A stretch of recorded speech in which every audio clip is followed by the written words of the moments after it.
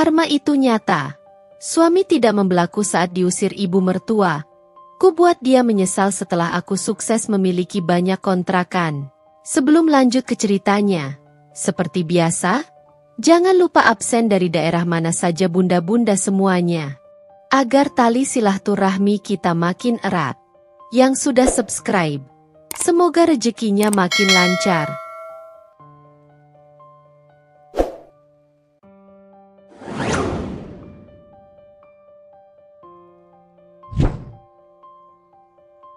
Mentari pagi menyapa melalui celah-celah gorden kamar tidur, menerpa wajah Ana yang masih terlelap. Sebuah senyum tipis terukir di bibirnya, membayangkan hari yang akan dijalani bersama Rian, suaminya. 5 tahun pernikahan terasa seperti mimpi indah, meskipun belakangan, ada sedikit ganjalan yang seringkali mengusik ketenangannya. Ana menggeliat, merasakan lengan Rian yang masih melingkari pinggangnya. Ia menoleh, menatap wajah damai pria yang dicintainya. Rian adalah sosok yang lembut, perhatian, dan selalu berusaha membuat Ana bahagia. Setidaknya, itu yang selalu Ana yakini. Setelah menyelesaikan ritual paginya, Ana bergegas turun ke dapur. Aroma kopi dan masakan sederhana sudah tercium. Pertanda ibu mertuanya, Ibu Sari, sudah bangun dan beraktivitas.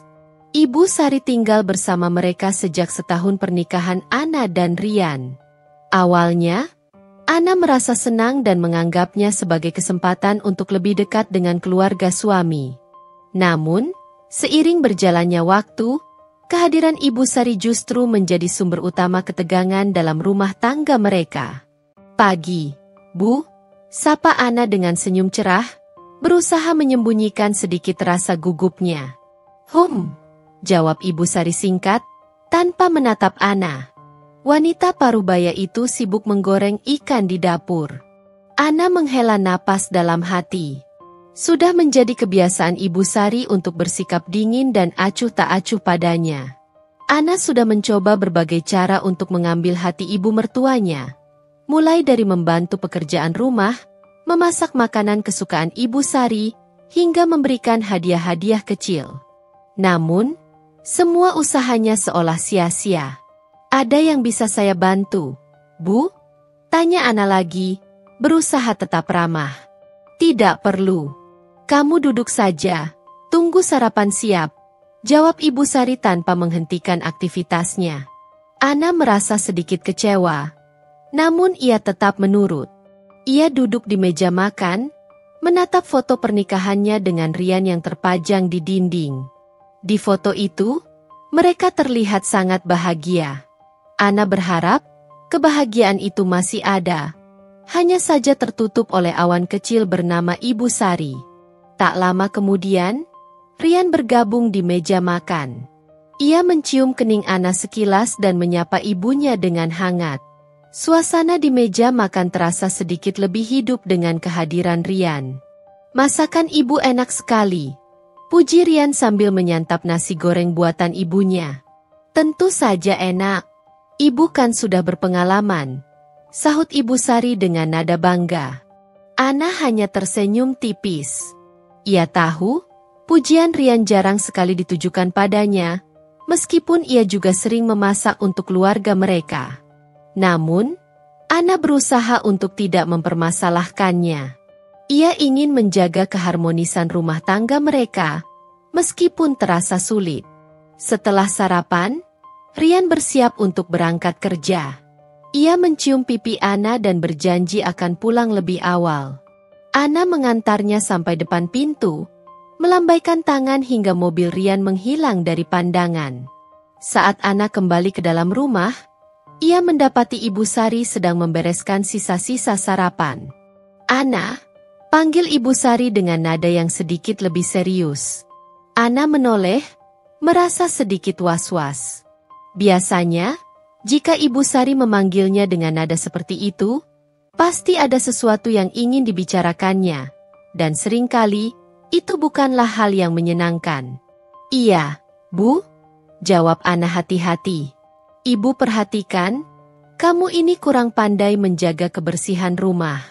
Lantai kamar mandi itu masih licin, banyak kerak air. Lain kali, dibersihkan yang benar, ujar Ibu Sari dengan nada memerintah. Hati Ana mencelos. Padahal, baru kemarin ia membersihkan kamar mandi hingga mengkilap. Namun, di mata Ibu Sari, sepertinya tidak ada yang pernah cukup baik dari apa yang ia lakukan. Baik, Bu. Nanti saya bersihkan lagi, jawab Ana berusaha menahan kekecewaannya. Jangan nanti-nanti. Sekarang saja. Kamu ini kalau tidak diingatkan, kerjanya lambat. Timpal Ibu Sari lagi, tanpa sedikit pun nada ramah. Ana hanya bisa mengangguk dan segera menuju kamar mandi. Air matanya hampir menetes. Namun ia berusaha menahannya. Ia tidak ingin terlihat lemah di depan ibu mertuanya. Sambil membersihkan kamar mandi, Ana merenung. Mengapa Ibu Sari begitu membencinya? Apa salahnya? Ia sudah berusaha menjadi istri yang baik untuk Rian, menantu yang sopan untuk Ibu Sari. Tapi mengapa ia selalu merasa seperti orang asing di rumahnya sendiri? Ana berharap, suatu hari nanti, Rian akan menyadari betapa sulitnya ia menjalani kehidupan ini. Ia berharap, Rian akan berdiri di sisinya, melindunginya dari perlakuan ibunya. Namun, harapan itu selalu pupus.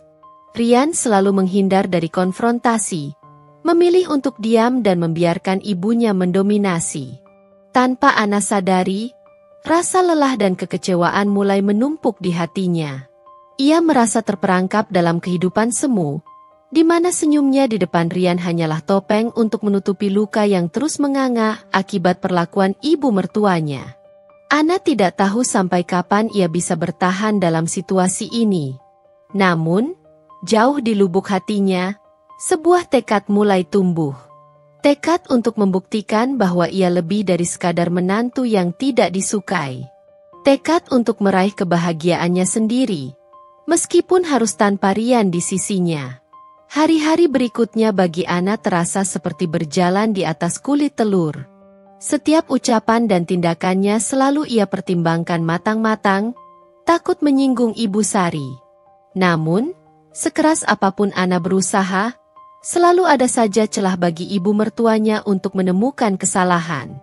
Suatu sore, Ana dengan telaten menyiapkan makan malam.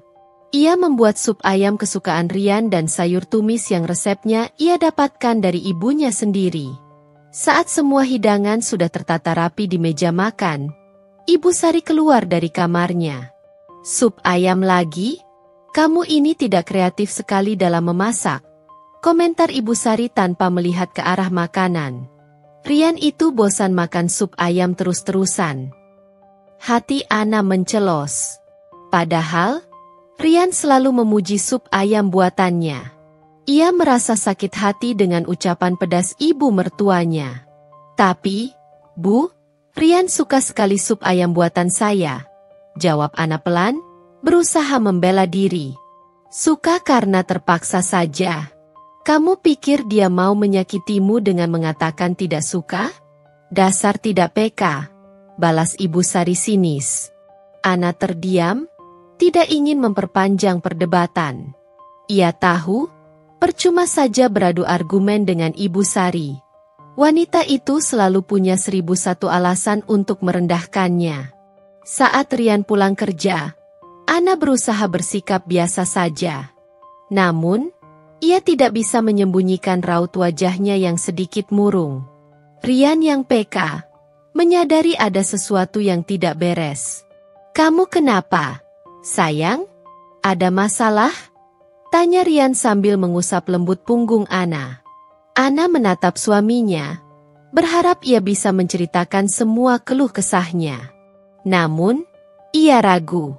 Setiap kali ia mencoba mengeluhkan perlakuan ibunya, Rian selalu menghindar atau justru menyalahkannya karena dianggap tidak bisa beradaptasi. Tidak apa-apa, Mas. Hanya sedikit lelah, jawab Ana akhirnya, memaksakan senyum. Saat makan malam, Ibu Sari kembali melontarkan sindiran-sindiran pedas. Ia mengomentari cara Ana menata meja makan, cara Ana mengambil nasi, bahkan cara Ana mengunyah makanan. Rian hanya diam, pura-pura fokus pada makanannya. Ana merasa seperti sedang diinterogasi di depan umum. Setelah makan malam selesai, Ana mencuci piring dengan perasaan kesal. Ia mendengar Ibu Sari dan Rian berbicara di ruang keluarga. Meskipun tidak jelas apa yang mereka bicarakan, Ana bisa merasakan tatapan sinis ibu mertuanya menusuk dari belakang. Malam itu, sebelum tidur, Ana mencoba berbicara dengan Rian. "Mas, apa ibu selalu seperti itu padaku?" tanya Ana dengan suara lirih. Rian menghela napas panjang. "Kamu jangan terlalu sensitif. Sayang, ibu hanya sedikit cerewet. Kamu harus maklum." "Tapi, Mas, perkataannya seringkali menyakitkan. Aku sudah berusaha sebaik mungkin untuk menjadi menantu yang baik," ujar Ana dengan mata berkaca-kaca. Rian memeluk Ana dan mencium keningnya. "Aku tahu, sayang. Tapi kamu harus sabar. Ibu sudah tua. Mungkin memang karakternya seperti itu. Aku janji akan bicara dengannya nanti." Namun, Ana tahu, janji Rian hanyalah penghibur lara. Sudah berkali-kali Rian berjanji akan berbicara dengan ibunya, namun tidak pernah ada perubahan yang signifikan. Rian terlalu takut untuk menghadapi ibunya sendiri. Ana merasa semakin terisolasi di rumah ini. Ia mencintai Rian, namun ia juga merasa tidak dihargai dan tidak dilindungi. Ia merindukan kehangatan keluarganya sendiri, di mana ia selalu merasa diterima dan dicintai tanpa syarat. Suatu hari, Ana mencoba menghubungi sahabatnya, Lia. Ia menceritakan semua yang dialaminya selama ini. Lia mendengarkan dengan penuh perhatian dan memberikan semangat pada Ana. "Nah, kamu jangan terus-terusan memendam semuanya sendiri. Kamu harus berani bicara pada Rian. Kalau dia tidak bisa membela kamu, lalu siapa lagi?" ujar Lia dengan nada prihatin. Kata-kata Lia membuat Ana berpikir. Benar, seharusnya Rian sebagai suaminya memiliki tanggung jawab untuk melindunginya. Namun, mengapa Rian selalu memilih untuk diam? Apakah ia benar-benar mencintainya? Keraguan mulai menghantui pikiran Ana. Ia merasa lelah dengan semua drama dan tekanan ini. Ia ingin merasakan kedamaian dan kebahagiaan dalam rumah tangganya. Namun, selama Ibu Sari masih tinggal bersama mereka dan Rian terus bersikap pasif, Ana merasa impian itu semakin jauh dari jangkauan. Malam itu, Ana kembali menangis dalam diam di atas tempat tidurnya. Ia menatap langit-langit kamar dengan tatapan kosong. Rasa frustrasi dan resentmen mulai menggerogoti hatinya.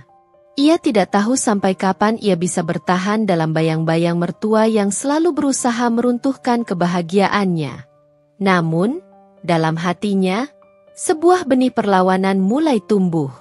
Ia tidak akan terus-menerus menjadi korban. Suatu saat nanti, ia akan menunjukkan kepada mereka bahwa ia memiliki kekuatan yang selama ini mereka remehkan. Suatu sore, Ana sangat bersemangat. Ia mendapatkan tawaran pekerjaan sampingan sebagai penerjemah lepas dari seorang teman lamanya. Pekerjaan ini tidak hanya akan menambah penghasilannya, tetapi juga memberikannya kesempatan untuk mengembangkan kemampuannya. Ana sudah lama ingin kembali bekerja setelah menikah. Namun Ibu Sari selalu meremehkan keinginannya dan menyuruhnya fokus mengurus rumah tangga. Dengan hati-hati, Ana menyampaikan kabar baik ini kepada Rian saat mereka sedang bersantai di ruang keluarga. "Mas, aku dapat tawaran pekerjaan menerjemah. Lumayan untuk mengisi waktu luang dan menambah uang jajan," kata Ana dengan nada riang. Rian tampak senang mendengarnya. "Wah, bagus dong, sayang. Selamat ya." Namun, kebahagiaan Ana tidak berlangsung lama. Ibu Sari yang sedari tadi mendengarkan percakapan mereka dari dapur, tiba-tiba menyahut dengan nada sinis. Kerja? Kamu ini tidak tahu malu ya? Ana, sudah punya suami mapan? Masih saja mau cari uang sendiri. Memangnya uang Rian tidak cukup untuk membiayai kamu? Ana terkejut dengan ucapan ibu mertuanya. Ia merasa direndahkan dan tidak dihargai. Bu, ini bukan soal uang. Saya hanya ingin melakukan sesuatu yang bermanfaat dan mengembangkan diri. Jawab Ana berusaha menjelaskan. Alah, alasan saja kamu. Pasti kamu mau pamer ke teman-temanmu kalau kamu juga punya penghasilan. Ingat ya, tugas istri itu mengurus rumah tangga, bukan keluyuran mencari uang, balas Ibu Sari dengan tatapan tajam. Ana menatap Rian, berharap suaminya akan membelanya. Namun, Rian hanya terdiam, menundukkan kepalanya, seolah tidak ingin ikut campur dalam perdebatan ini. Mas, kok kamu diam saja? Ibu bicara seperti itu padaku, ujar Ana dengan nada kecewa. Rian mengangkat kepalanya, tampak serba salah. Bu, Ana kan cuma mau bantu-bantu sedikit. Tidak ada salahnya, kan? Jawab Rian dengan suara pelan, terdengar ragu-ragu. Tidak ada salahnya kamu bilang? Justru itu salah besar. Nanti kalau dia sudah punya uang sendiri, dia jadi tidak hormat lagi sama kamu. Dia jadi merasa bisa melakukan apa saja sesuka hatinya. Sergah Ibu Sari dengan nada meninggi. Ana merasa air matanya hampir menetes. Ia tidak menyangka ibu mertuanya akan berpikir seburuk itu tentang dirinya. Ia menatap Rian lagi, memohon dukungan. Namun, Rian kembali menunduk, tidak berani menatap mata Ana. Sudahlah, Ana. Mungkin memang lebih baik kamu fokus saja urus rumah. Ibu benar. Uang Mas juga sudah cukup kok, kata Rian akhirnya, membuat hati Ana semakin hancur. Ana terdiam, tidak bisa berkata-kata lagi. Ia merasa seperti ditampar keras. Suaminya, orang yang seharusnya melindunginya, justru memihak ibunya. Ia merasa benar-benar sendirian di rumah ini. Sejak kejadian itu, hubungan Ana dan Ibu Sari semakin memburuk. Ibu Sari semakin sering mencari-cari kesalahan Ana dan melontarkan sindiran-sindiran pedas. Sementara itu, Rian semakin sering menghabiskan waktu di luar rumah dengan alasan pekerjaan, seolah menghindari konflik antara istri dan ibunya. Ana merasa semakin tertekan dan tidak bahagia. Ia mulai mempertanyakan pernikahan ini. Apakah ia bisa terus hidup dalam situasi seperti ini?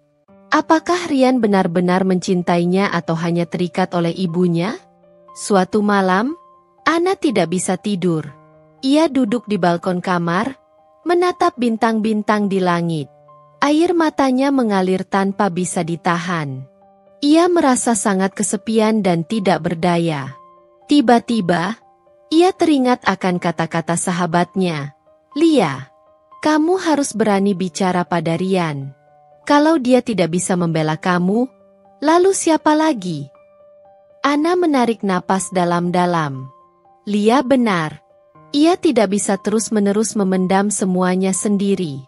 Ia harus berbicara dengan Rian, meskipun ia tahu itu tidak akan mudah.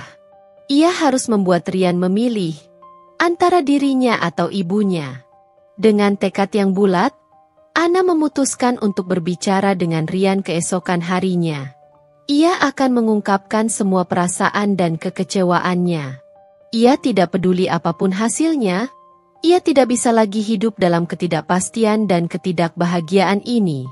Ini adalah pertanda buruk yang jelas, dan Ana merasa ia harus segera mengambil tindakan sebelum semuanya terlambat. Keesokan paginya, Ana sudah menyiapkan sarapan dengan hati-hati. Ia membuat nasi goreng spesial dengan tambahan udang kesukaan Rian, berharap suasana akan sedikit mencair. Namun, Ibu Sari sudah duduk di meja makan dengan wajah masam, bahkan sebelum Rian bergabung. Kamu ini benar-benar tidak becus ya, Ana. Semalam ibu tidak bisa tidur nyenyak gara-gara kamu berisik di dapur, ujar Ibu Sari ketus, Padahal Ana yakin ia tidak membuat suara berisik sama sekali. Ana mencoba untuk tidak terpancing.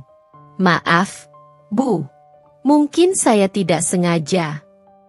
Tidak sengaja kamu bilang? Pasti kamu sengaja mau mengganggu tidur ibu. Kamu memang tidak punya sopan santun. Serga Ibu Sari dengan nada tinggi. Rian baru saja tiba di meja makan dan langsung merasakan ketegangan di antara mereka. Ia memilih untuk diam dan mulai menyantap sarapannya. Sudahlah, Bu. Ana mungkin tidak bermaksud begitu, kata Rian akhirnya, dengan suara pelan. Kamu ini selalu saja membela dia. Rian, kamu tidak lihat kelakuannya yang tidak sopan ini? Dia itu tidak menghargai kita. Balas Ibu Sari dengan nada semakin meninggi. Ana merasa air matanya mulai menggenang. Ia tidak mengerti mengapa Ibu Sari begitu membencinya. Ia sudah berusaha sebaik mungkin. Namun seolah tidak ada yang pernah cukup baik di mata wanita itu. Bu, saya mohon maaf kalau ada salah. Tapi saya tidak bermaksud tidak sopan, kata Ana dengan suara bergetar. Tidak bermaksud kamu bilang? Sudah jelas-jelas kamu. Ucapan Ibu Sari terhenti ketika ia melihat setumpuk cucian piring yang belum selesai di rak pengeringan. Lihat ini. Piring kotor masih menumpuk. Kamu ini kerjanya apa saja seharian? Dasar pemalas. Ana mencoba menjelaskan. Saya baru mau mencuci piring setelah sarapan, Bu.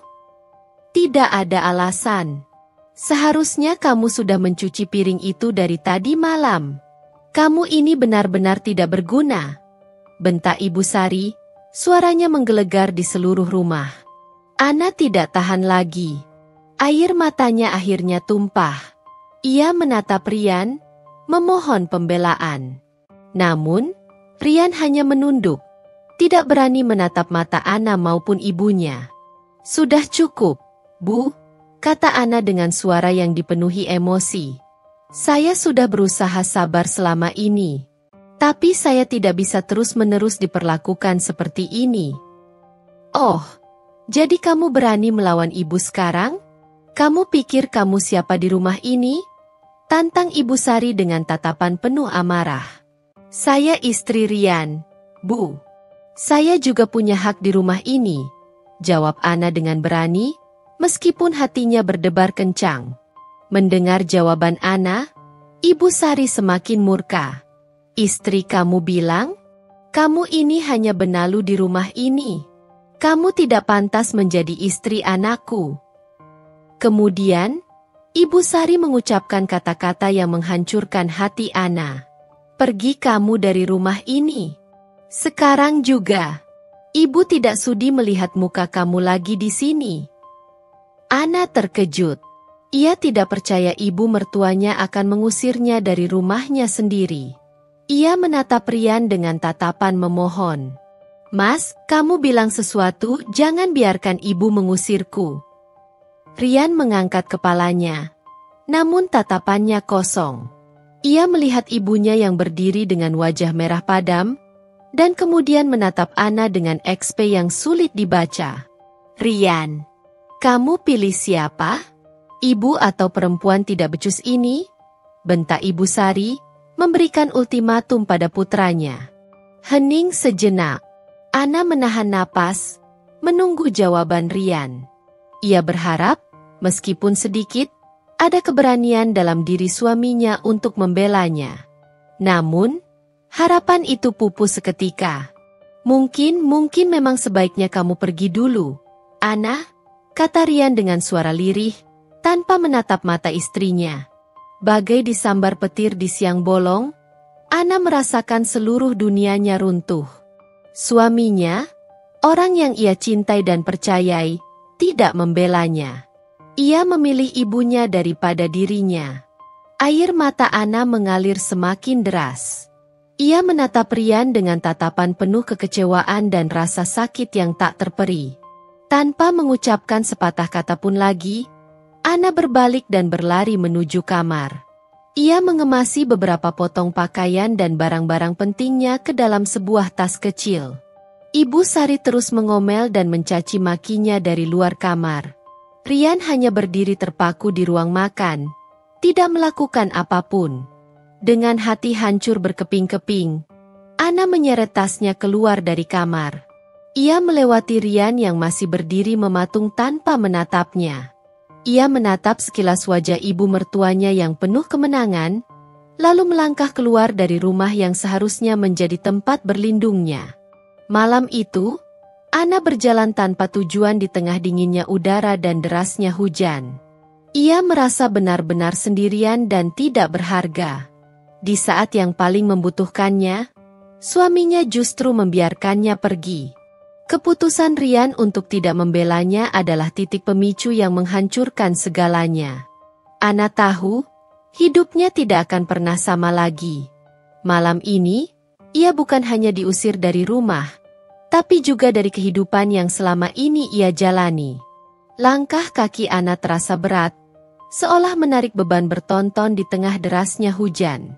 Setiap tetes air yang menghantam wajahnya tidak mampu membilas rasa perih di hatinya. Ia terus berjalan, tanpa tujuan pasti, hanya ingin menjauhi rumah yang kini terasa seperti penjara baginya. Tubuhnya menggigil, bukan hanya karena dinginnya malam, tetapi juga karena guncangan emosi yang baru saja dialaminya. Bagaimana bisa sebuah pertengkaran kecil berujung pada pengusiran? Dan yang lebih menyakitkan, bagaimana bisa Rian, suaminya, hanya dia menyaksikan? Kenangan akan 5 tahun pernikahan mereka berkelebat di benaknya. Ada tawa, kehangatan, dan janji-janji yang dulu terasa begitu tulus. Ia ingat bagaimana mereka membangun rumah tangga ini bersama. Bagaimana mereka saling mendukung dalam suka dan duka. Namun, bayangan itu kini terasa begitu jauh, tertutup oleh kabut pengkhianatan dan kekecewaan. Kata-kata Rian, mungkin memang sebaiknya kamu pergi dulu, Ana, terus terngiang di telinganya, seperti pisau yang berulang kali menusuk jantungnya. Tas kecil yang ia bawa terasa ringan secara fisik, namun begitu berat secara emosional. Di dalamnya hanya ada beberapa potong pakaian, dompet berisi sedikit uang, dan beberapa dokumen penting. Barang-barang itu adalah sisa-sisa kehidupannya yang dulu, kini terasa begitu rapuh dan tidak berarti.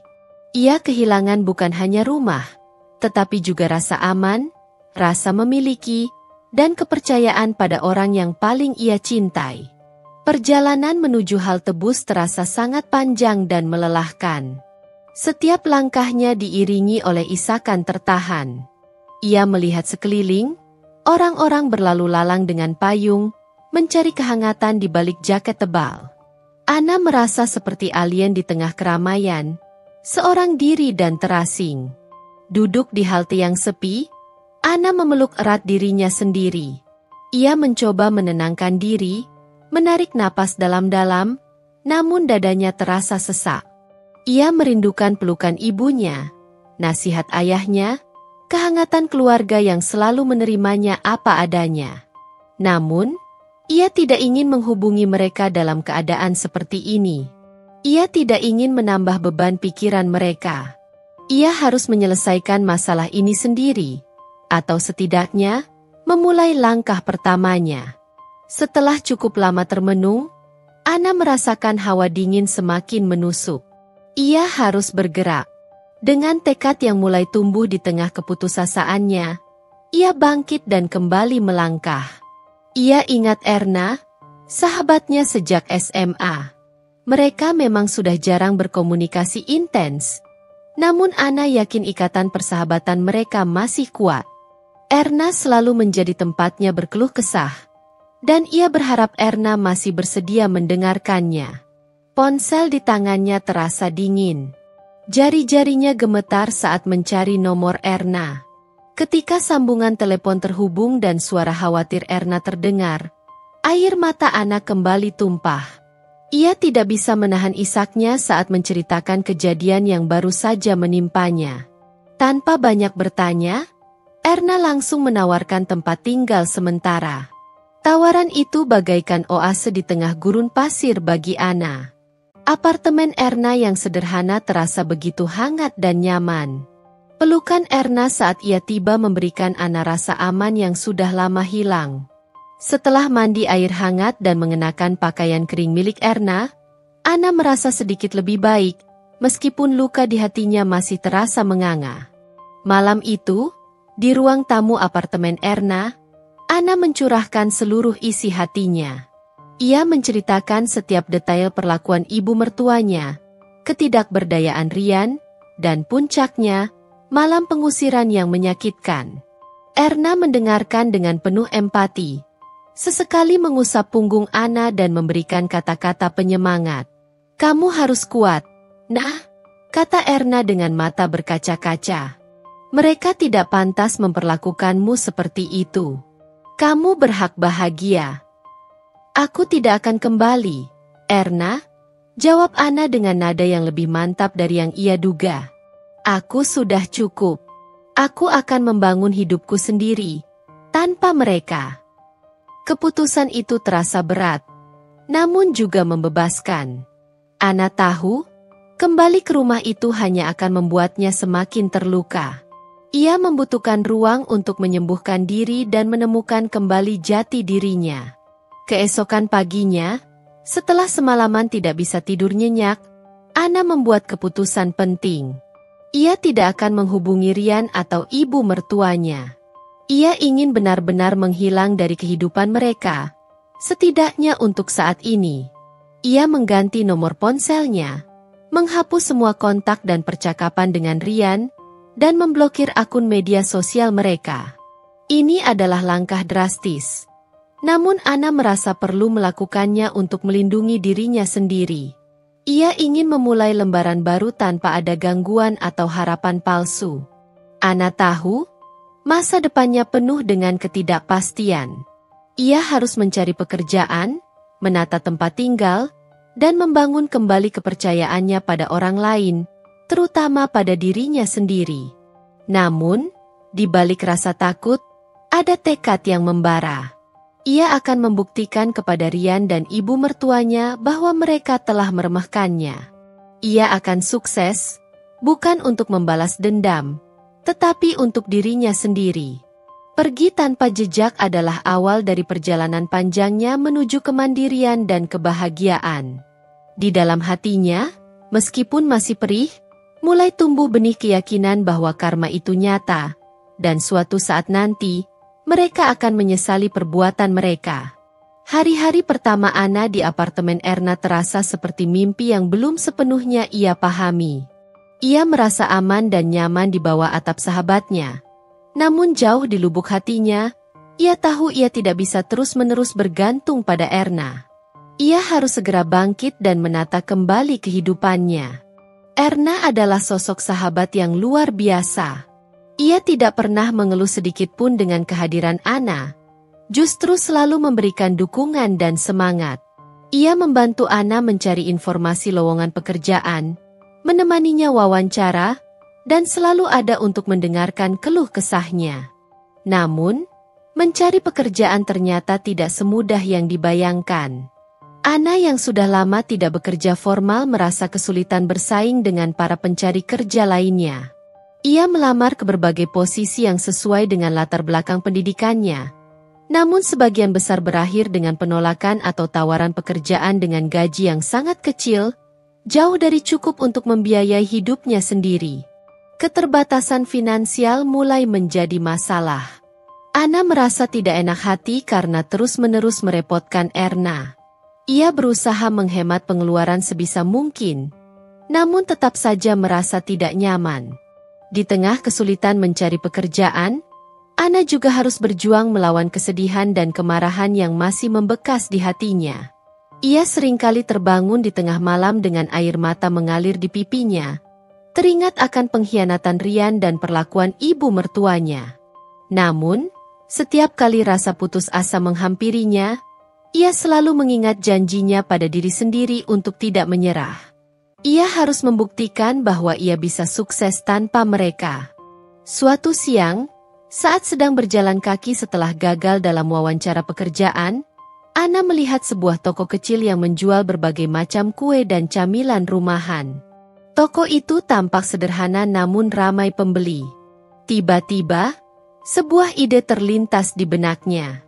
Dulu, sebelum menikah, Ana sering membantu ibunya membuat kue dan ia cukup mahir dalam hal itu. Mengapa ia tidak mencoba berjualan kue rumahan? Ide itu awalnya terasa asing dan menakutkan. Ana tidak pernah berjualan sebelumnya. Namun, semakin ia memikirkannya, semakin besar pula keyakinannya bahwa ini bisa menjadi jalan keluarnya. Ia bisa memulai dengan modal kecil, berjualan kepada teman-teman Erna atau melalui media sosial. Malam itu, Ana menceritakan idenya kepada Erna. Erna menyambutnya dengan antusias. Ia bahkan menawarkan diri untuk membantu Ana mempromosikan kue buatannya kepada teman-teman kantornya. Ini ide bagus sekali. Nah, kamu kan memang pintar membuat kue. Aku yakin pasti banyak yang suka, ujar Erna dengan semangat. Mendapatkan dukungan dari Erna, Ana merasa semakin termotivasi. Keesokan harinya, ia mulai mencari resep-resep kue yang mudah dibuat dan banyak disukai. Ia membeli bahan-bahan seadanya dengan sisa uang yang ia miliki.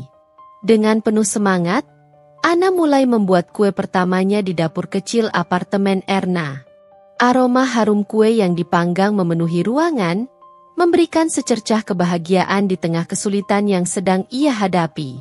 Meskipun hasilnya belum sempurna, Ana merasa puas dengan usaha pertamanya. Ia membagikan beberapa potong kue kepada Erna dan beberapa tetangga di apartemen. Respon yang ia terima sangat positif. Banyak yang memuji rasa kue buatannya dan bahkan ada yang memesan untuk acara kecil. Meskipun penghasilannya belum seberapa, Ana merasa sangat senang. Ia akhirnya memiliki kesibukan dan penghasilan sendiri, meskipun kecil. Ini adalah langkah pertamanya menuju kemandirian. Awal yang pahit ini mengajarkannya tentang arti perjuangan dan pentingnya memiliki harapan. Ana tahu, jalan menuju kesuksesan masih panjang, namun ia tidak akan menyerah. Ia akan terus belajar, berusaha, dan membuktikan kepada dirinya sendiri bahwa ia mampu meraih apapun yang ia inginkan. Benih tekad untuk membuat Rian dan ibu mertuanya menyesal mulai tumbuh semakin kuat di dalam hatinya. Hari-hari anak kini dipenuhi dengan aroma manis kue yang baru dipanggang. Dapur kecil di apartemen Erna menjadi saksi bisu perjuangannya. Ia bangun pagi-pagi buta untuk menyiapkan adonan, memanggang, dan menghias kue-kue pesanannya. Setelah itu, ia akan mengemasnya dengan rapi dan mengirimkannya kepada para pelanggan. Sore harinya, ia kembali berkutat dengan resep-resep baru, mencari ide-ide kreatif untuk mengembangkan usahanya. Ana belajar banyak hal baru. Ia tidak hanya belajar membuat berbagai macam kue, tetapi juga belajar tentang manajemen keuangan sederhana, pemasaran dari mulut ke mulut, dan bagaimana menghadapi pelanggan dengan berbagai macam permintaan. Erna sangat membantu dalam hal promosi. Ia sering membawa kue buatan Ana ke kantor dan membagikannya kepada teman-temannya. Tak jarang, teman-teman Erna menjadi pelanggan setia Ana. Setiap kali ada pesanan yang berhasil diselesaikan atau pujian yang ia terima dari pelanggan, hati Ana terasa hangat. Keberhasilan kecil ini menjadi penyemangatnya untuk terus maju.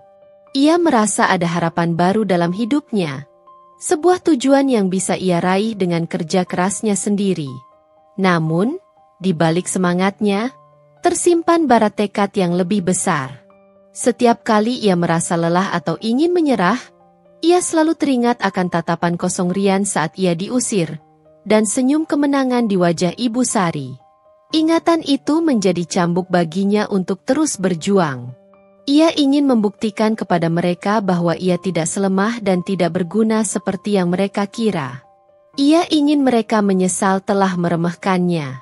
Ana mulai mencatat setiap pemasukan dan pengeluaran usahanya. Ia belajar bagaimana mengelola keuangannya dengan bijak, menyisihkan sebagian keuntungan untuk modal pengembangan usaha. Ia juga mulai membaca buku-buku tentang bisnis dan kewirausahaan, mencari inspirasi dan strategi baru. Meskipun hidupnya masih jauh dari kata mewah, Ana merasa lebih bahagia dan memiliki tujuan. Ia tidak lagi merasa terpuruk dan tidak berdaya. Ia memiliki kendali atas hidupnya sendiri. Setiap kue yang ia buat adalah simbol dari kemenangannya atas keterpurukan. Suatu malam, saat sedang menghias kue ulang tahun pesanan seorang pelanggan, Ana merenung. Ia tidak ingin selamanya hanya berjualan kue rumahan. Ia memiliki mimpi yang lebih besar. Ia ingin memiliki toko kue sendiri. Bahkan mungkin sebuah kafe yang nyaman di mana orang bisa menikmati kue buatannya sambil bersantai. Mimpi itu terasa jauh saat ini. Namun Ana tidak lagi merasa mustahil untuk meraihnya. Ia telah membuktikan kepada dirinya sendiri bahwa ia mampu melakukan hal-hal yang tidak pernah ia bayangkan sebelumnya. Tekadnya untuk sukses semakin membara, didorong oleh keinginan untuk membuktikan diri dan meraih kebahagiaannya sendiri. Ana tahu, perjalanan ini masih panjang dan penuh tantangan. Namun, ia tidak takut. Ia memiliki semangat yang kuat, dukungan dari sahabatnya, dan yang terpenting, tekad yang membara untuk mewujudkan mimpinya. Ia akan terus melangkah maju, selangkah demi selangkah, hingga ia mencapai tujuannya. Dan di suatu hari nanti, ia yakin, Rian dan Ibu Sari akan melihat betapa besar kesalahan yang telah mereka perbuat. Bisnis kue rumahan Ana semakin berkembang pesat. Dari mulut ke mulut, kabar tentang kelezatan kue buatannya menyebar luas. Pesanan terus berdatangan, tidak hanya dari teman-teman Erna, tetapi juga dari kenalan mereka dan bahkan orang-orang yang menemukan akun media sosial Ana. Ia mulai kewalahan menerima pesanan, namun ia tetap bersemangat dan berusaha memenuhi semuanya dengan baik. Penghasilan Ana pun semakin meningkat. Ia mulai memiliki tabungan yang cukup signifikan. Meskipun ia masih tinggal di apartemen Erna, ia merasa lebih mandiri dan percaya diri. Namun, jauh di lubuk hatinya, ia masih menyimpan mimpi yang lebih besar dari sekadar berjualan kue. Suatu sore, saat sedang mengantar pesanan kue ke sebuah kantor, Ana tidak sengaja mendengar percakapan antara dua karyawan. Mereka sedang membicarakan tentang investasi properti dan potensi keuntungannya. Ana yang selama ini fokus pada bisnis kulinernya, tiba-tiba merasa tertarik dengan topik tersebut. Sepulang dari mengantar pesanan, Ana langsung mencari informasi tentang investasi properti di internet. Ia membaca berbagai artikel, menonton video, dan bahkan bergabung dengan forum-forum online. Ia menemukan bahwa investasi properti bisa menjadi cara yang efektif untuk mengembangkan kekayaan dalam jangka panjang. Awalnya, Ana merasa ragu. Investasi properti membutuhkan modal yang tidak sedikit, dan ia baru saja mulai menabung. Namun, semakin banyak ia belajar, semakin besar pula keinginannya untuk mencoba. Ia berpikir, jika ia bisa sukses dengan bisnis kue modal kecil, mengapa ia tidak bisa sukses juga di bidang properti? Ana menceritakan ketertarikannya pada investasi properti kepada Erna. Erna yang selalu mendukung Ana, kali ini tampak sedikit khawatir. Nah, investasi properti itu risikonya besar loh. Kamu yakin mau mengambil langkah ini? Tanya Erna dengan nada cemas. Aku tahu, Erna. Tapi aku sudah memikirkannya matang-matang. Aku tidak mau selamanya hanya begini-begini saja. Aku ingin punya aset yang bisa memberikan penghasilan pasif di masa depan. Jawab Ana dengan tekad bulat. Erna melihat kesungguhan di mata Ana, dan akhirnya memberikan dukungannya. Ia bahkan membantu Ana mencari informasi tentang properti-properti kecil yang mungkin bisa dibeli dengan modal terbatas. Setelah melakukan riset yang cukup lama, Ana menemukan sebuah rumah kontrakan kecil di pinggiran kota yang dijual dengan harga yang relatif terjangkau. Rumah itu tampak sederhana dan membutuhkan sedikit perbaikan. Namun Ana melihat potensi di dalamnya. Lokasinya cukup strategis, dekat dengan pabrik dan pasar, sehingga kemungkinan besar akan mudah untuk disewakan. Dengan sedikit negosiasi, Ana berhasil membeli rumah kontrakan tersebut dengan sebagian besar tabungannya. Erna ikut mendampingi Ana saat proses transaksi dan memberikan dukungan moral. Setelah resmi menjadi pemilik kontrakan pertamanya, Ana merasa sangat bahagia dan bangga. Ini adalah langkah besar dalam hidupnya. Ia segera mulai melakukan perbaikan kecil pada rumah tersebut agar layak untuk disewakan. Ia mengecat ulang dinding, memperbaiki beberapa bagian yang rusak, dan membersihkan seluruh rumah. Tidak lama setelah selesai diperbaiki, Ana memasang iklan di media sosial dan beberapa platform online lainnya. Tidak disangka, dalam waktu singkat, sudah ada beberapa calon penyewa yang tertarik. Setelah melakukan seleksi, Ana akhirnya mendapatkan penyewa pertama untuk kontrakan kecilnya. Setiap bulan, Ana menerima uang sewa dari kontrakan pertamanya. Jumlahnya memang tidak terlalu besar, namun itu adalah bukti nyata bahwa investasinya mulai membuahkan hasil. Ana merasa semakin termotivasi untuk terus mengembangkan bisnis propertinya. Ia mulai mencari informasi tentang properti-properti lain yang berpotensi untuk dibeli dan disewakan. Langkah pertama ini adalah awal dari perjalanan panjangnya untuk mencapai kebebasan finansial dan membuktikan kepada Rian dan Ibu Sari bahwa ia mampu meraih kesuksesan yang lebih besar dari yang pernah mereka bayangkan. Mengelola kontrakan pertama ternyata memberikan Ana banyak pelajaran berharga. Ia belajar bagaimana berinteraksi dengan penyewa, menangani keluhan mereka, dan mengurus perbaikan-perbaikan kecil yang tak terduga. Ada kalanya ia merasa kewalahan, terutama saat penyewa telat membayar atau ada kerusakan mendadak yang harus segera diatasi. Namun, setiap masalah yang berhasil ia selesaikan, menambah rasa percaya dirinya. Ana tidak berhenti belajar. Ia semakin rajin membaca buku dan artikel tentang investasi properti. Ia juga mulai mengikuti seminar dan workshop yang membahas tentang strategi investasi, manajemen properti, dan tips memilih properti yang menguntungkan. Ia bahkan berkenalan dengan beberapa investor properti lain yang lebih berpengalaman dan tak segan berbagi ilmu dengannya. Keuntungan dari bisnis kue dan kontrakan pertamanya perlahan mulai terkumpul. Ana sangat berhati-hati dalam mengelola keuangannya. Ia memprioritaskan untuk menabung dan mencari peluang investasi baru. Ia tidak tergoda untuk menghabiskan uangnya untuk hal-hal yang konsumtif. Tujuannya jelas, ia ingin mencapai kebebasan finansial melalui investasi properti. Setelah beberapa waktu, Ana merasa cukup percaya diri untuk melakukan investasi yang lebih besar. Ia kembali mencari-cari informasi tentang properti yang dijual di sekitar kota. Kali ini, ia lebih selektif dalam memilih. Ia mencari properti dengan lokasi yang lebih strategis, potensi kenaikan harga yang lebih tinggi, dan kondisi bangunan yang lebih baik agar tidak terlalu banyak membutuhkan perbaikan. Akhirnya, ia menemukan sebuah rumah kecil dengan 2 kamar tidur di area yang sedang berkembang. Harganya memang lebih mahal dari kontrakan pertamanya, namun Ana melihat potensi besar di sana. Dengan perhitungan yang matang dan dukungan pinjaman dari bank, Ana berhasil membeli rumah tersebut. Kali ini, Ana tidak terburu-buru untuk menyewakannya. Ia melakukan renovasi kecil untuk meningkatkan daya tarik rumah tersebut. Ia mengecat ulang seluruh ruangan, mengganti lantai yang sudah usang, dan menata taman di halaman depan. Hasilnya, rumah itu terlihat jauh lebih menarik dan modern. Tidak lama setelah renovasi selesai, Ana kembali memasang iklan. Kali ini, responnya jauh lebih banyak dan lebih berkualitas.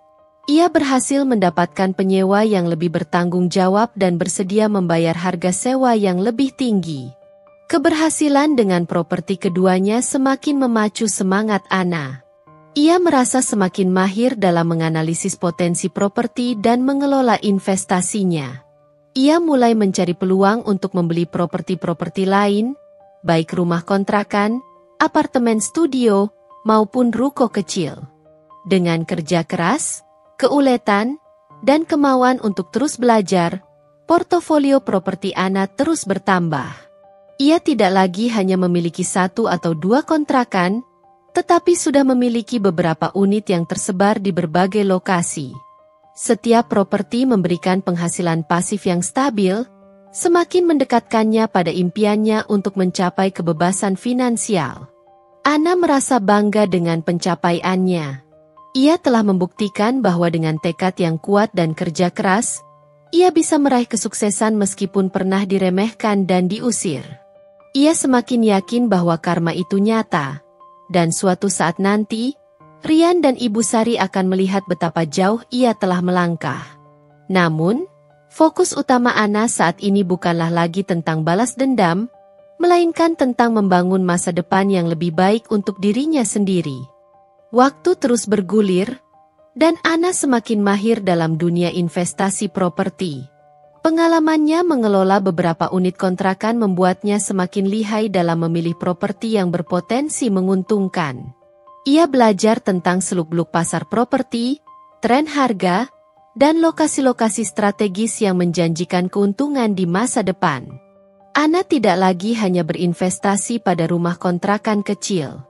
Ia mulai melirik apartemen studio yang banyak diminati oleh mahasiswa dan pekerja muda, serta ruko-ruko kecil di area komersial yang sedang berkembang. Ia juga belajar tentang negosiasi harga dan bagaimana mendapatkan pinjaman modal dengan persyaratan yang menguntungkan. Seiring dengan bertambahnya jumlah properti yang ia miliki, Ana menyadari bahwa ia tidak bisa lagi mengelola semuanya sendiri. Ia mulai merekrut beberapa orang untuk membantunya dalam hal administrasi, perawatan, dan penagihan sewa. Ini membebaskannya untuk fokus pada pencarian peluang investasi baru dan pengembangan bisnisnya secara keseluruhan. Keuangan Ana semakin stabil dan kuat. Penghasilan dari properti-propertinya jauh melebihi apa yang pernah ia bayangkan. Bisnis kue rumahan yang dulu menjadi penyelamatnya, kini lebih berfungsi sebagai hobi yang tetap ia jalankan dengan senang hati. Ia tidak lagi bergantung pada bisnis kue untuk memenuhi kebutuhan hidupnya. Ana sangat disiplin dalam mengelola keuangannya. Sebagian besar keuntungan dari propertinya ia investasikan kembali untuk membeli properti baru. Ia memiliki target yang jelas. Mencapai kebebasan finansial dengan memiliki portofolio properti yang besar dan menghasilkan pendapatan pasif yang signifikan. Suatu hari, Ana menghitung kembali jumlah properti yang ia miliki. Ia terkejut menyadari bahwa ia sudah memiliki 11 unit kontrakan, tersebar di berbagai lokasi strategis di kota. Angka itu terasa begitu fantastis baginya. Dulu, ia bahkan tidak memiliki tempat tinggal tetap. Kini ia memiliki belasan properti yang menghasilkan uang untuknya. Ana tersenyum sendiri mengingat masa-masa sulit yang pernah ia alami. Diusir dari rumah, merasa tidak berdaya, dan harus memulai semuanya dari nol. Namun, semua kesulitan itu justru membuatnya semakin kuat dan gigih. Ia telah membuktikan bahwa dengan tekad yang kuat dan kerja keras, ia bisa meraih kesuksesan yang bahkan melebihi ekspektasinya sendiri. Meskipun sudah mencapai banyak hal, Ana tidak merasa puas. Ia masih memiliki target yang lebih tinggi. Ia ingin mencapai angka 25 kontrakan seperti yang pernah ia impikan saat pertama kali diusir. Ia yakin, dengan kerja keras dan strategi yang tepat, ia pasti bisa mewujudkannya. Setiap properti baru yang ia beli adalah langkah maju menuju tujuannya. Setiap penyewa yang membayar sewa adalah bukti bahwa usahanya tidak sia-sia. Ana merasa semakin bersemangat dan termotivasi untuk terus mengembangkan bisnis propertinya. Ia tahu, suatu saat nanti, ia akan bertemu kembali dengan Rian dan Ibu Sari. Dan saat itu tiba, ia ingin mereka melihat betapa suksesnya ia, tanpa bantuan mereka.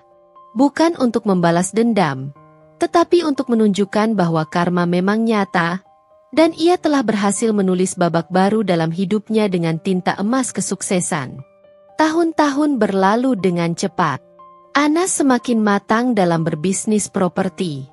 Ia tidak hanya pandai membeli dan mengelola properti, tetapi juga piawai dalam melihat peluang-peluang baru di pasar. Ia berinvestasi tidak hanya di kontrakan sederhana, tetapi juga di ruko-ruko strategis dan bahkan beberapa unit apartemen yang disewakan harian. Tim manajemen properti Ana semakin solid. Ia memiliki staf yang kompeten untuk mengurus segala hal terkait penyewaan, perawatan, dan administrasi. Ini memungkinkan Ana untuk lebih fokus pada pengembangan bisnisnya dan mencari peluang investasi yang lebih besar. Kehidupan Ana berubah drastis. Ia tidak lagi tinggal di apartemen sederhana Erna. Ia memiliki rumah yang nyaman dan modern, hasil dari jerih payahnya sendiri. Ia bisa membeli apapun yang ia inginkan tanpa harus khawatir tentang kekurangan uang. Ia bahkan bisa membantu Erna dan keluarganya sebagai ungkapan terima kasih atas dukungan mereka selama ini. Namun, kekayaan materi bukanlah satu-satunya pencapaian Ana. Ia juga tumbuh menjadi wanita yang lebih percaya diri, mandiri, dan kuat. Pengalaman pahit di masa lalu telah menempa mentalnya menjadi baja.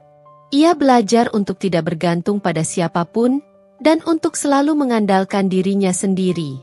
Ana tidak pernah melupakan tujuannya untuk memiliki 25 kontrakan. Angka itu selalu menjadi motivasi dan tolok ukur kesuksesannya.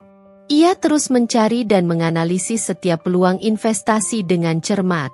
Ada beberapa kali ia menghadapi tantangan dan hambatan, seperti properti yang sulit disewakan atau masalah hukum yang rumit.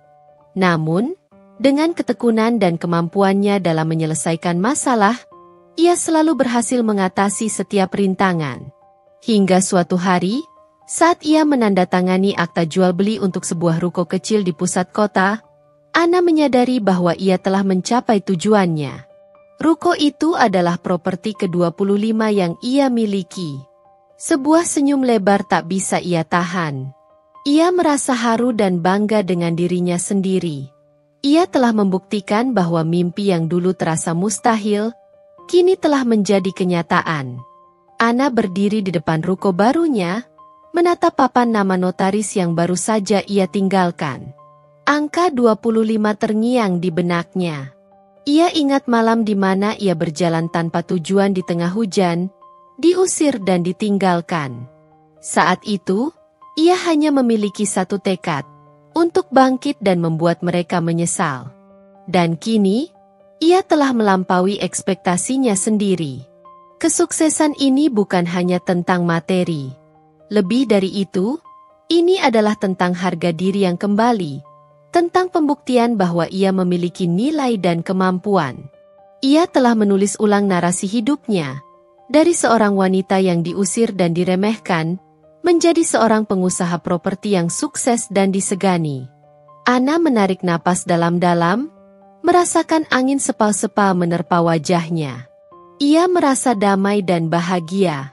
Perjalanan yang panjang dan penuh liku ini telah membawanya ke tempat yang jauh lebih baik dari yang pernah ia bayangkan.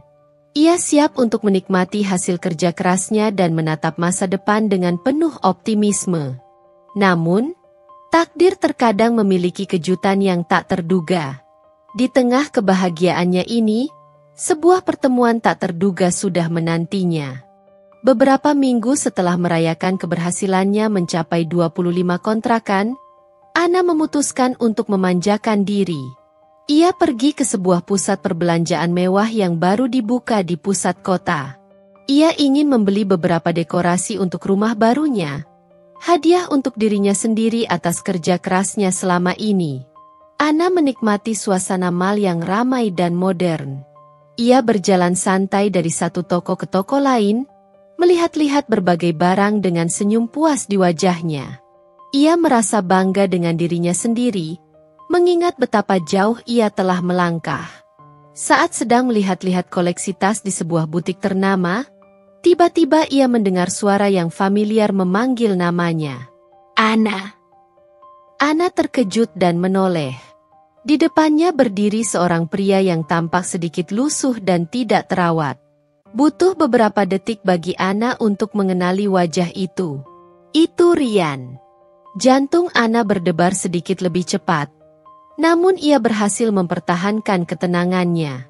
Ia menatap Rian dengan ekspresi datar, tanpa menunjukkan keterkejutan yang berlebihan. "Rian?" jawab Ana singkat, sedikit terkejut dengan penampilannya yang jauh berbeda dari Rian yang dulu ia kenal. Wajahnya tampak lebih tua, matanya terlihat sayu, dan pakaiannya pun tidak serapi dulu. Rian tampak gugup dan salah tingkah. "Apa kabar, Ana?" Aku tidak menyangka akan bertemu kamu di sini." "Baik," jawab Ana singkat, tanpa menambahkan detail apapun. Ia tidak merasa perlu menjelaskan keadaannya kepada Rian. Suasana menjadi canggung. Rian tampak mencari-cari kata yang tepat untuk diucapkan. Kamu terlihat berbeda," kata Rian akhirnya, dengan nada kagum bercampur sedikit penyesalan. Ana mengangkat alisnya sedikit. "Tentu saja. Sudah bertahun-tahun." "Iya benar," gumam Rian. Aku sering memikirkanmu." Ana hanya diam, menunggu Rian melanjutkan perkataannya. Ia tidak ingin mempermudah percakapan ini. Ia ingin melihat apa yang sebenarnya ingin dikatakan oleh mantan suaminya itu. Aku dengar kamu sukses sekarang," lanjut Rian dengan nada hati-hati. "Banyak orang membicarakan kamu, tentang bisnis properti kamu yang berkembang pesat." Ana akhirnya tersenyum tipis. "Oh, begitu. Dunia memang kecil ya." Rian menundukkan kepalanya. "Ana, aku minta maaf. Maaf untuk semuanya yang terjadi dulu. Aku tahu aku salah. Aku seharusnya membela kamu. Aku seharusnya tidak membiarkan ibu mengusirmu." Suara Rian terdengar penuh penyesalan. Ana menatapnya lekat-lekat, mencoba membaca ketulusan di matanya. Ada sedikit rasa iba yang muncul di hatinya melihat kondisi Rian saat ini. "Semua sudah berlalu, Rian," jawab Ana akhirnya, dengan nada yang lebih lembut dari sebelumnya. "Itu adalah masa lalu." "Tidak, Ana. Aku tidak pernah bisa melupakan malam itu. Aku sangat menyesal," kata Rian lagi. Air mata tampak menggenang di pelupuk matanya. "Ibu juga. Ibu seringkali menyesali keputusannya. Ia sering bertanya tentang kamu." Mendengar nama ibunya disebut, hati Ana kembali terasa sedikit perih. Namun, ia berusaha untuk tidak terpengaruh. "Itu urusan kalian," jawab Ana datar. "Sekarang, aku harus pergi. Aku ada janji." Ana berbalik dan bersiap untuk melangkah pergi. Namun, Rian dengan cepat menahan lengannya. "Tunggu, Ana. Bisakah kita bicara sebentar lagi? Aku hanya ingin tahu, bagaimana kabarmu sebenarnya? Apa kamu bahagia?" tanya Rian dengan nada memohon. Ana menatap tangan Rian yang menyentuh lengannya. Ada sedikit keraguan dalam dirinya. Haruskah ia meluangkan waktu untuk berbicara dengan pria yang pernah membuatnya sangat terluka ini? Namun, ia juga merasa ada sesuatu yang perlu ia sampaikan. "Baiklah," kata Ana akhirnya, menarik lengannya perlahan. "Tapi sebentar saja. Aku tidak punya banyak waktu." Mereka berdua kemudian berjalan menuju sebuah kedai kopi yang tidak terlalu ramai di sudut mal. Ana merasa ada jarak yang sangat lebar di antara mereka. Bukan hanya jarak fisik, tetapi juga jarak emosional dan status kehidupan. Pertemuan tak terduga ini jelas akan membuka babak baru dalam cerita mereka. Mereka berdua duduk di sebuah meja kecil di sudut kedai kopi. Aroma kopi yang kuat sedikit menguar di antara keheningan canggung yang menyelimuti mereka. Ana memesan teh hangat, sementara Rian hanya memesan segelas air putih. Rian terus menatap Ana, seolah tidak percaya dengan perubahan yang dilihatnya. Ana yang dulu selalu tampil sederhana, Kini terlihat elegan dengan gaun berwarna lembut dan tas branded yang tersampir di bahunya. Aura kesuksesan terpancar jelas dari penampilannya. "Ana, aku benar-benar minta maaf," ulang Rian. Suaranya terdengar lebih mantap kali ini. "Aku tahu kata-kata maaf tidak akan cukup untuk menebus kesalahanku dulu. Tapi percayalah, aku sangat menyesal. Setiap hari aku dihantui rasa bersalah karena tidak membelamu." Ana menyesap tehnya perlahan, menatap Rian tanpa ekspresi. Ia sudah mendengar permintaan maaf ini sebelumnya, dalam benaknya sendiri, berkali-kali. Namun, mendengar langsung dari bibir Rian terasa berbeda. Ada sedikit rasa lega, namun tidak ada lagi gejolak emosi yang dulu selalu ia rasakan. "Kenapa kamu tidak membela aku saat itu, Rian?" tanya Ana akhirnya. Suaranya tenang namun menusuk. "Kamu tahu bagaimana perlakuan ibumu padaku. Kamu tahu aku tidak bersalah. Tapi kamu memilih diam." Rian menundukkan kepalanya lagi, tampak sangat menyesal. Aku takut pada ibu. Aku tidak ingin membuatnya marah. Aku bodoh, Ana. Aku lebih memilih ketenangan sesaat daripada kebahagiaan kita berdua." Ana menghela napas. Jawaban itu sudah ia duga. Ketakutan Rian pada ibunya memang sudah menjadi rahasia umum dalam rumah tangga mereka. "Kamu bilang ibumu menyesal?" tanya Ana kemudian. Nada suaranya sedikit sinis. "Iya, Ana." "Sungguh," jawab Rian cepat, mengangkat kepalanya. "Setelah kamu pergi, ibu seringkali murung. Ia menyadari betapa baiknya kamu padahal ia selalu bersikap buruk. Ia bahkan sering bertanya-tanya bagaimana kabarmu." Ana terdiam sejenak. Ia sulit membayangkan Ibu Sari menyesali perbuatannya. Wanita itu selalu tampak begitu yakin dengan setiap tindakannya. "Entahlah, Rian," kata Ana akhirnya. "Itu tidak penting lagi bagiku. Aku sudah membangun hidupku sendiri." "Aku tahu," sahut Rian dengan nada kagum. "Aku dengar kamu punya banyak kontrakan. 25, kalau tidak salah." Ana mengangguk kecil. "Iya." Mata Rian memancarkan kekaguman yang tulus. "Hebat, Ana. Aku sangat bangga padamu. Meskipun aku tidak berhak mengatakannya." "Terima kasih," jawab Ana singkat. Ia tidak tahu harus berkata apa lagi. Pujian Rian terasa hambar di telinganya. Bagaimana kamu bisa sesukses ini, Ana?" tanya Rian, tampak penasaran. "Dulu, kamu hanya ibu rumah tangga biasa." Ada sedikit nada meremehkan dalam pertanyaan Rian, meskipun mungkin tidak disadarinya. Ana menatapnya dengan tatapan dingin. "Aku belajar, Rian. Aku bekerja keras. Aku tidak menyerah meskipun banyak rintangan yang kuhadapi. Mungkin itu yang membedakanku denganmu saat itu," jawab Ana dengan sedikit penekanan pada kata, "saat itu." Rian tampak tersentak mendengar jawaban Ana. Ia menyadari sindiran halus dalam kata-kata mantan istrinya itu. Aku mengerti," gumam Rian. "Aku senang melihatmu bahagia dan sukses, Ana. Meskipun bukan aku yang mendampingimu." Ada jeda yang cukup lama di antara mereka. Rian tampak ingin mengatakan sesuatu lagi, namun ia ragu. Ana menunggu dengan sabar, tidak ingin memecah keheningan. "Ana," kata Rian akhirnya, suaranya lirih. Apakah ada kesempatan untuk kita?" Ana mengangkat tangannya, menghentikan ucapan Rian. "Tidak, Rian. Tidak ada kesempatan lagi untuk kita. Masa lalu biarlah menjadi pelajaran. Kita sudah berjalan di jalur yang berbeda. Aku bahagia dengan kehidupanku sekarang, dan aku harap kamu juga." Rian tampak kecewa, namun ia mengangguk mengerti. "Baiklah, Ana, aku tidak akan memaksamu. Aku hanya ingin kamu tahu, aku benar-benar menyesal.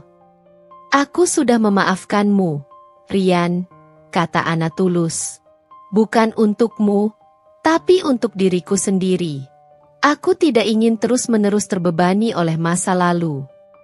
Ana melihat ke arah jam tangannya. Maaf, Rian. Aku benar-benar harus pergi sekarang. Ia bangkit dari duduknya, mengambil tasnya, dan tersenyum tipis pada Rian. Semoga kamu bahagia. Kemudian, tanpa menunggu jawaban Rian, Ana berbalik dan melangkah pergi, meninggalkan Rian yang masih duduk terpaku di meja kopi, menatap kepergiannya dengan tatapan penuh penyesalan dan kekaguman. Ana merasa lega. Ia telah mengatakan semua yang perlu ia katakan. Pertemuan ini telah memberikan penutup yang ia butuhkan untuk babak kehidupannya yang lalu.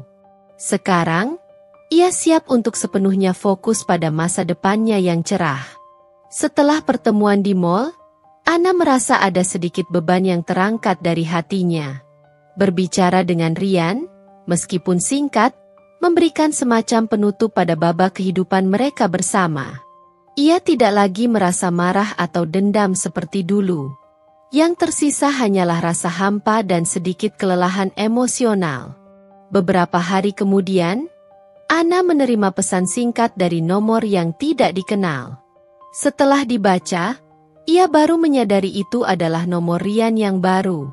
Pesan itu singkat, hanya berisi ucapan terima kasih karena Ana telah bersedia meluangkan waktu untuk berbicara dengannya.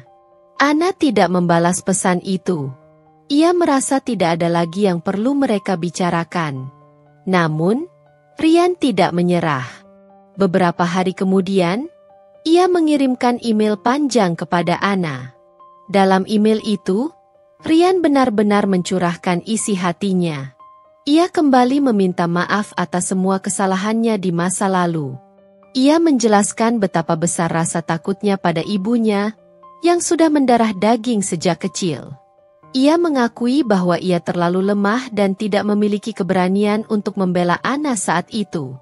Rian juga menceritakan lebih detail tentang penyesalan ibunya. Ia menulis bahwa setelah Ana pergi, Ibu Sari seringkali menyendiri dan terlihat sedih. Ia seringkali mengucapkan kata-kata penyesalan dan bertanya-tanya tentang kabar Ana. Rian bahkan menceritakan bahwa ibunya pernah mencoba mencari informasi tentang Ana melalui teman-teman lama mereka, namun tidak berhasil. Membaca email Rian, hati Ana terasa sedikit terenyuh. Ia tidak pernah menyangka Ibu Sari benar-benar menyesali perbuatannya. Selama ini, ia selalu menganggap ibu mertuanya sebagai sosok yang keras kepala dan tidak punya hati. Ana merenungkan isi email Rian selama beberapa hari. Ia mencoba memahami situasi yang dulu mereka hadapi dari sudut pandang Rian. Ia bisa membayangkan betapa sulitnya posisi Rian saat itu, terjebak di antara istri dan ibunya. Namun, ia juga tidak bisa melupakan rasa sakit dan kekecewaan yang telah ia alami. Pada akhirnya, Ana menyadari bahwa memaafkan Rian dan Ibu Sari bukanlah tentang membenarkan perbuatan mereka. Memaafkan adalah tentang melepaskan beban emosional yang selama ini ia bawa. Ini adalah tentang membebaskan dirinya sendiri dari rasa sakit dan dendam yang hanya akan menghabiskan energinya. Dengan hati yang lebih lapang, Ana memutuskan untuk membalas email Rian. Ia menulis dengan singkat, mengatakan bahwa ia telah memaafkannya dan ibunya. Ia berharap mereka berdua bisa menemukan kedamaian dalam hidup mereka. Ana tidak ingin membahas masa lalu lebih lanjut. Ia ingin fokus pada masa depannya yang cerah. Setelah mengirim email balasan, Ana merasa ada kelegaan yang luar biasa. Ia tidak lagi merasa terikat oleh rasa sakit hati dan dendam. Ia telah benar-benar memaafkan, bukan untuk Rian atau Ibu Sari, tetapi untuk dirinya sendiri. Ini adalah langkah penting dalam perjalanan penyembuhannya. Ia telah menutup satu babak dalam hidupnya dan siap untuk membuka babak yang baru dengan hati yang lebih ringan dan penuh harapan. Meskipun begitu, Ia tahu bahwa hubungan mereka tidak akan pernah bisa kembali seperti dulu. Kepercayaan yang telah hancur tidak mungkin dibangun kembali sepenuhnya. Namun, Ana merasa damai dengan keputusan ini.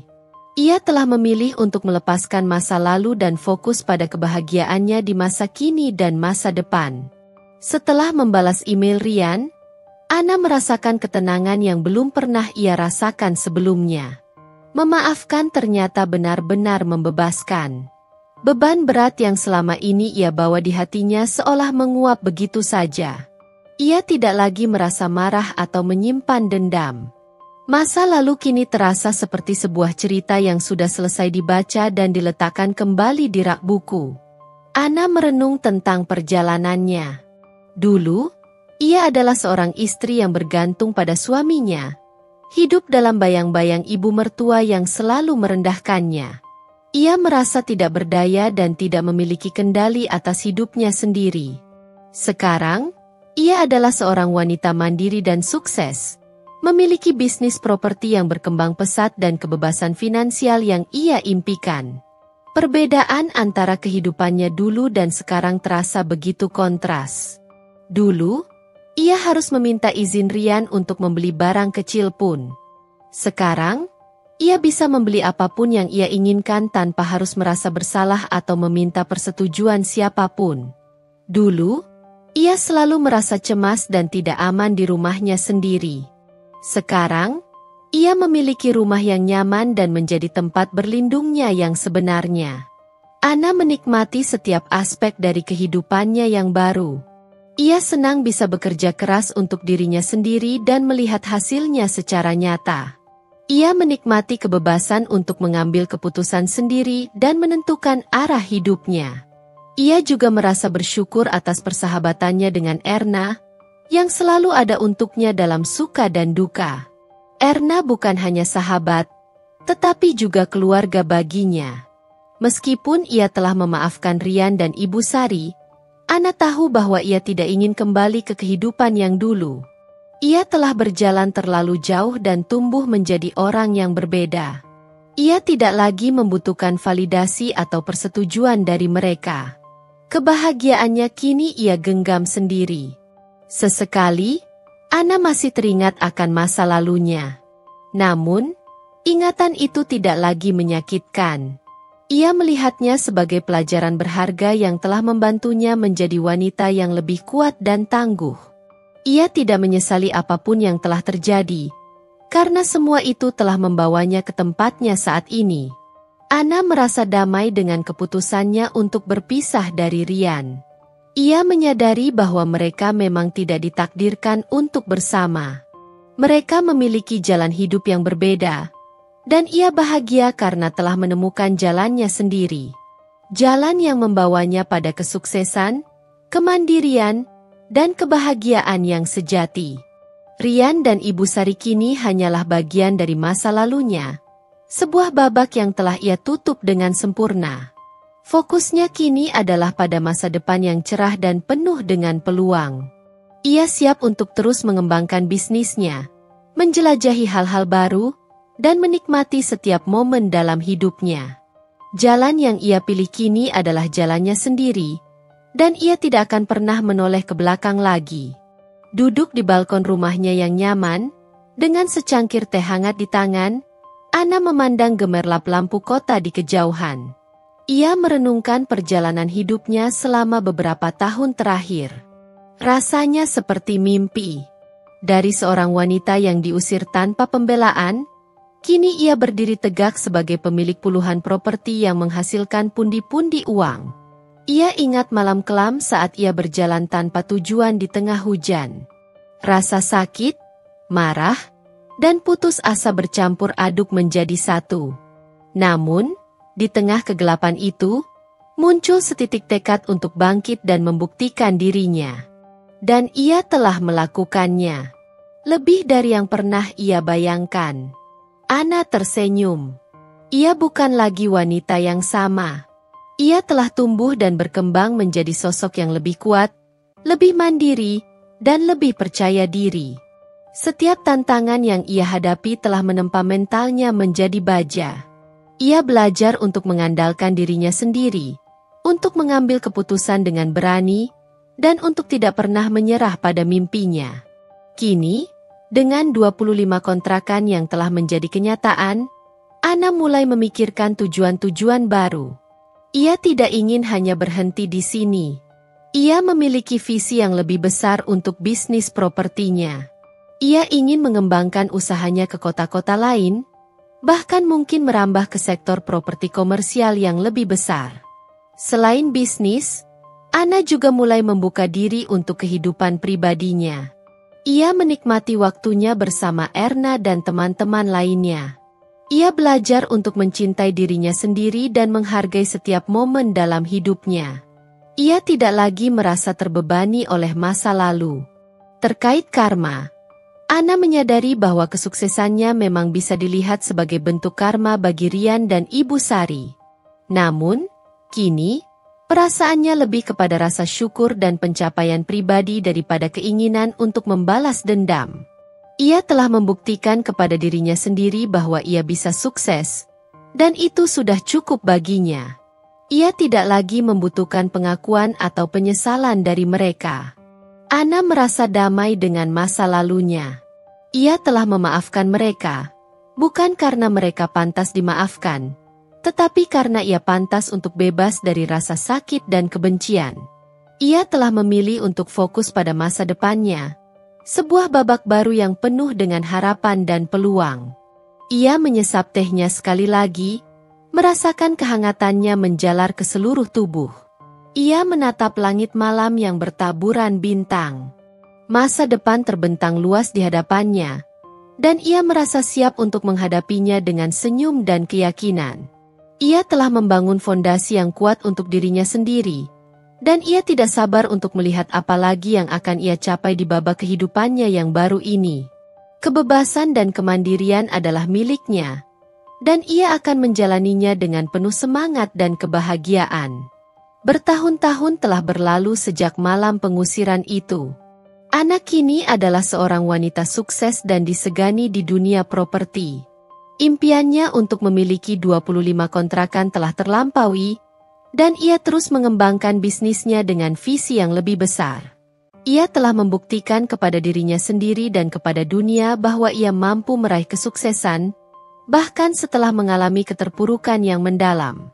Karma memang bekerja dengan caranya yang misterius. Ana tidak pernah secara aktif mencari pembalasan dendam, namun kesuksesannya telah menjadi jawaban atas perlakuan Rian dan Ibu Sari di masa lalu. Ia mendengar kabar dari beberapa teman lama bahwa Rian tidak pernah benar-benar bahagia setelah mereka berpisah. Pernikahannya yang berikutnya tidak bertahan lama, dan ia dikabarkan hidup sederhana, jauh dari kemewahan yang pernah ia nikmati bersamanya. Tentang Ibu Sari, Ana tidak pernah lagi mendengar kabarnya secara langsung.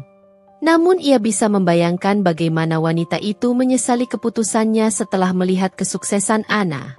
Namun, bagi Ana, semua itu bukanlah lagi prioritasnya. Ia telah menemukan kedamaian dan kebahagiaan dalam hidupnya sendiri. Kesuksesannya bukan semata-mata untuk membuat orang lain menyesal, tetapi lebih kepada pembuktian harga diri dan kemampuan dirinya. Ia belajar bahwa kebahagiaan sejati datang dari dalam, dari rasa percaya diri dan kemandirian yang telah ia raih dengan susah payah. Kisah Ana adalah pengingat bahwa setiap tindakan memiliki konsekuensi. Kebaikan akan berbalas kebaikan, dan keburukan pun akan menuai akibatnya. Namun, yang terpenting adalah bagaimana kita merespon setiap cobaan hidup. Ana memilih untuk tidak menyerah pada keputusasaan. Ia menggunakan rasa sakit hatinya sebagai motivasi untuk bangkit dan membangun kehidupan yang lebih baik. Perjalanannya mengajarkan tentang kekuatan tekad, pentingnya harga diri, dan kemampuan untuk memaafkan. Memaafkan bukan berarti melupakan, tetapi melepaskan diri dari belenggu masa lalu agar bisa melangkah maju dengan hati yang lebih ringan. Kini, Ana menjalani hidupnya dengan penuh syukur dan optimisme. Ia menikmati hasil kerja kerasnya, menghargai setiap pencapaian kecil, dan terus berusaha untuk menjadi versi terbaik dari dirinya. Ia tahu bahwa hidup ini penuh dengan kejutan. Namun ia tidak lagi takut menghadapinya. Ia telah membuktikan bahwa ia mampu mengatasi segala rintangan yang menghadang. Dan di suatu malam yang tenang, saat Ana kembali duduk di balkon rumahnya, menatap bintang-bintang yang bersinar di langit Jakarta, ia tersenyum. Karma mungkin memang nyata. Namun yang lebih penting adalah bagaimana ia telah menulis babak kehidupannya sendiri. Sebuah kisah tentang seorang wanita yang bangkit dari keterpurukan dan meraih kesuksesan dengan kekuatan hatinya. Kisah tentang Ana, yang akhirnya menemukan kedamaian dan kebahagiaan sejati.